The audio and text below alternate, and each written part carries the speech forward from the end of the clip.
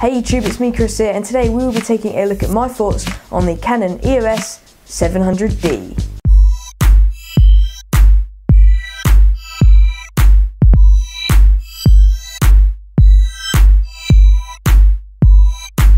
Okay, so the reason I purchased the Canon EOS 700D was because I'd looked at DSLRs for a long time, and I thought with a digital bridge camera you'd get the same kind of quality.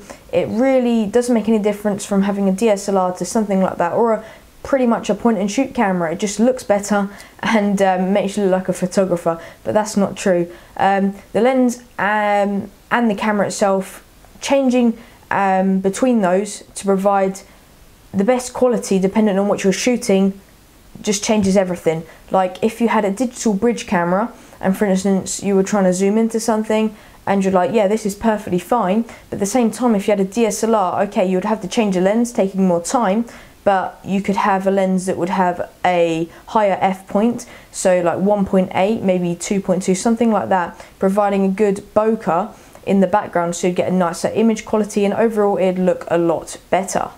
Now if we go straight into the facts of the camera itself, it does feature an 18 megapixel CMOS sensor, so you've got a nice amount of pixels there. So if you're to blow the image up in a high image size, for instance such as A1, something like that, you haven't got to worry about the pixels standing out, and it really won't look grainy or anything. It will look very good indeed. Now it also features hybrid autofocus, so when you're taking a video like I am right now, it should autofocus a lot quicker than previous or competitors' cameras out there.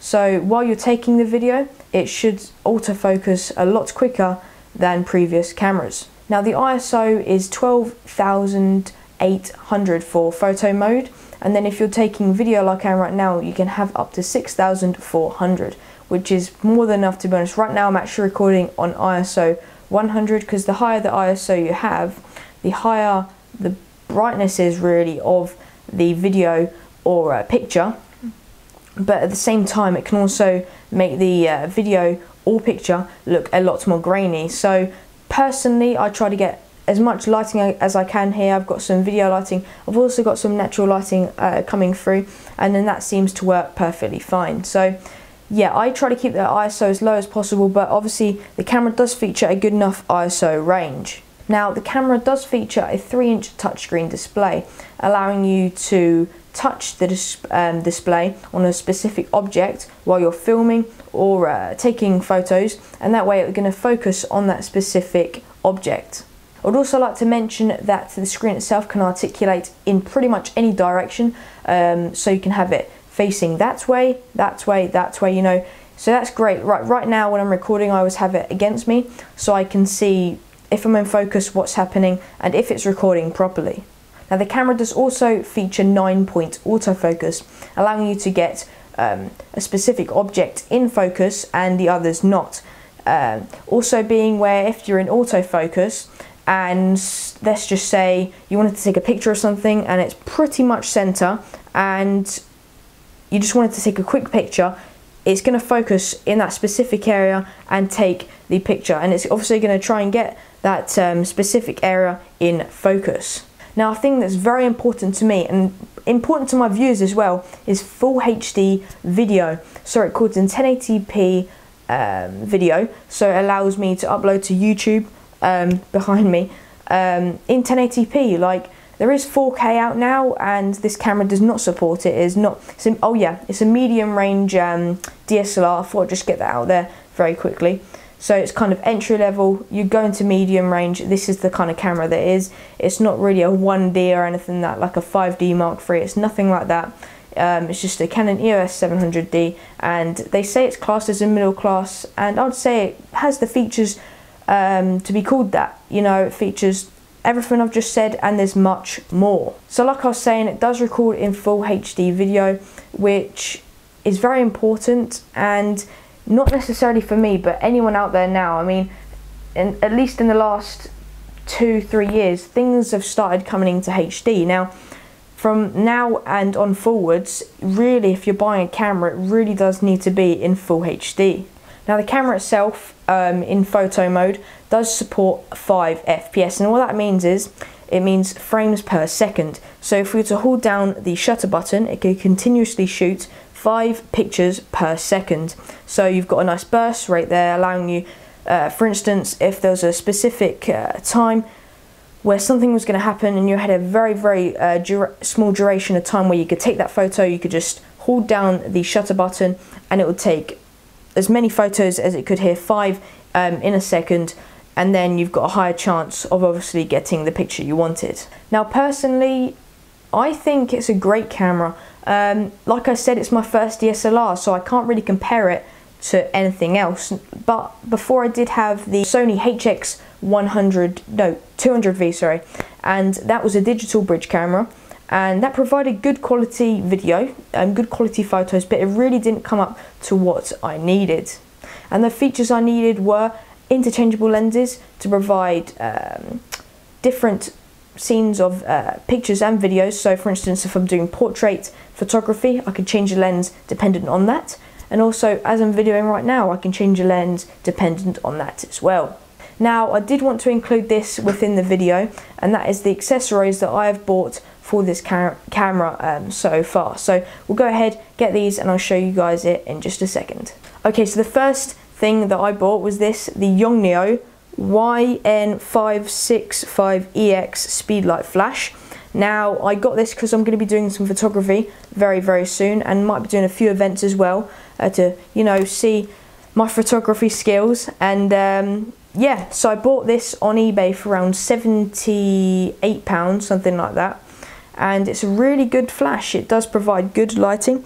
They compared it to some of the Canon flashes, which range around £250 to £300, and they said this actually has a higher light output, and the functionality is a bit over the top, to be honest. So yeah, they say it's a great flash, and I highly do recommend it. Now I would like to mention that this camera does come with a flash on it, so don't think it's really bad. It's a perfectly fine flash for a beginner photographer. And yeah, if you want to start out, that's perfectly fine, but I guess if you're buying a camera like this, you might evolve to purchasing a flash like that one. Now when I bought this, it came with the 18 to 55mm STM lens kit, which is right here, as you can see. Now this does feature image stabilization, the autofocus as well, and it is an all-round good lens. It really does provide good quality, but personally for my video it wasn't too great. I don't know what it was, but for some reason when I had it in autofocus mode, it just like always seemed to have my face out of focus, and it was quite frustrating, and I didn't really like uploading my videos, to be honest, because I was quite ashamed of the quality there. But for photography it's absolutely fine. Like I said, it has 18 to 55mm, so it's got quite a good wide angle to start off with.